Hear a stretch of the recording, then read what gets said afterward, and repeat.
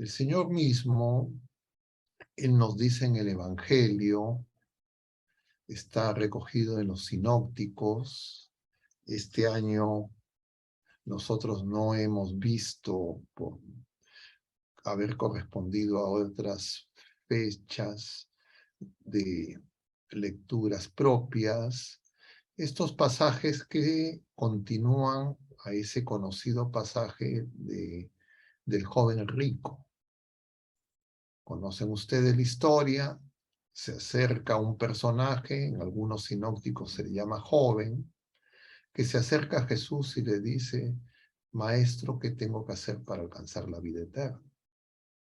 Y Jesús le responde, como ustedes saben, enunciando los mandamientos del 4º al 10º, y este hombre le dice, este personaje le dice: todo eso lo cumplo desde pequeño. Y entonces Jesús le dice: falta una cosa. Vende todo lo que tienes, entrégalo a los pobres y sígueme. Y en ese momento esta persona, que quería alcanzar la vida eterna, porque eso era lo que buscaba, se aleja, dice, triste. Y entonces los apóstoles, como siempre Pedro, un poco quedan escandalizados. Y entonces le dice: y a nosotros que hemos dejado todo, ¿qué nos va a tocar? Y Jesús les va a decir: al que ha dejado padre, madre, esposa, hijos por el reino, tendrán 100 por 1, con persecución. Entonces nosotros sabemos, porque el mismo Señor nos ha dicho, que estando en el mundo y no siendo del mundo, nosotros seremos perseguidos. Y eso cualquier persona que intenta vivir la fe lo experimenta.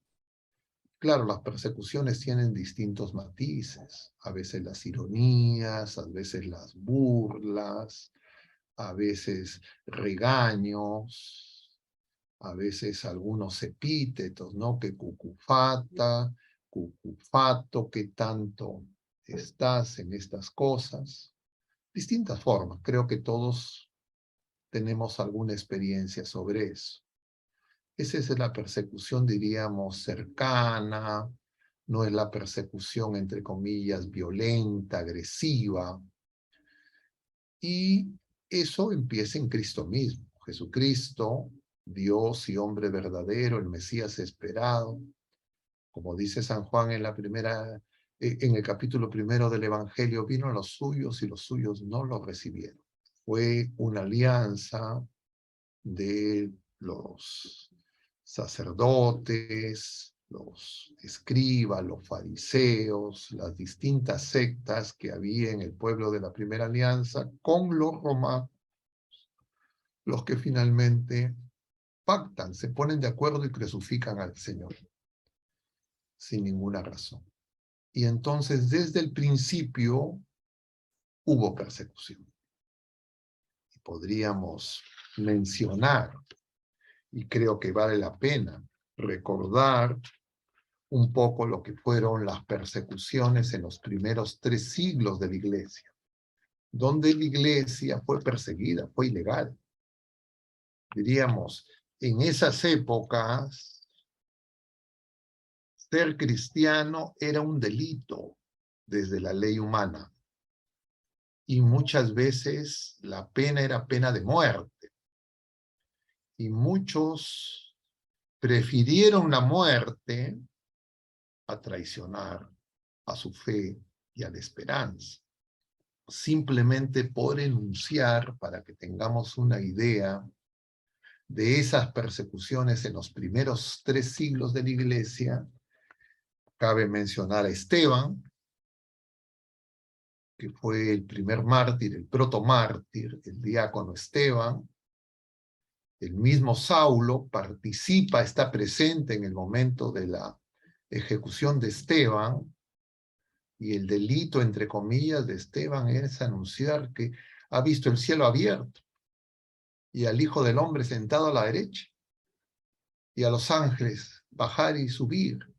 como veíamos en este pasaje del capítulo 1 del Evangelio de San Juan, el día de ayer ha sido, que hemos celebrado a San Bartolomé,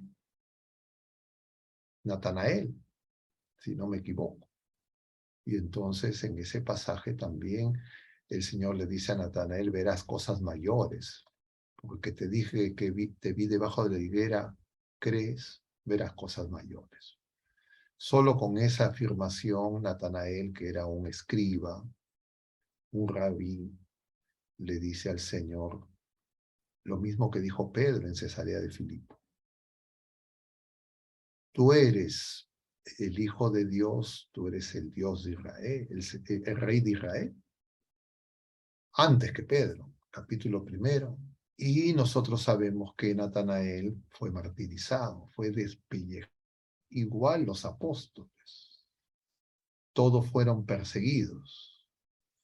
Y bueno, claro, tenemos a Pablo y a Pedro asesinados por Nerón, y de ahí en adelante una serie de 3 siglos de persecuciones, con distintos énfasis en distintos momentos, y solamente por mencionar algunas de las más importantes, por ejemplo la de Domiciano entre el año 81 y el año 96, que dio un edicto, una ley que declaraba ilegal a todos los cristianos, tenían que ofrecer ofrendas a los dioses paganos, y si es que no las querían ofrecer, eran ejecutados. La de Trajano, entre 109 y 111, además podríamos mencionar la de Marco Aurelio, entre el 161 y 180, la de Septimio Severo, entre el 202 y el 210 de nuestra era.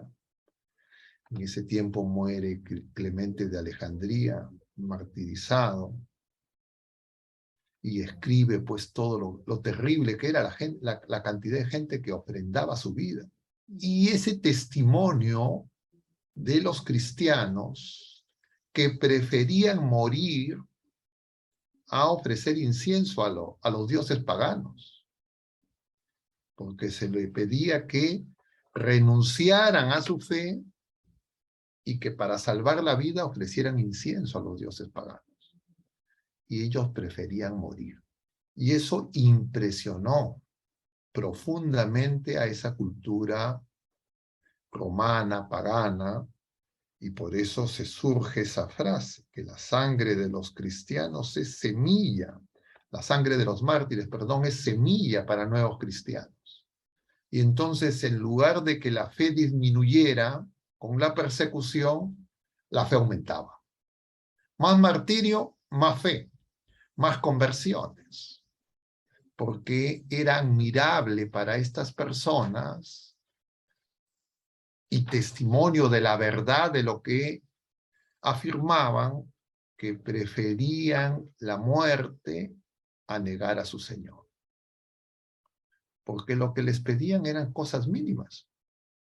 Simplemente que echen un poco de incienso. Continúan estas persecuciones.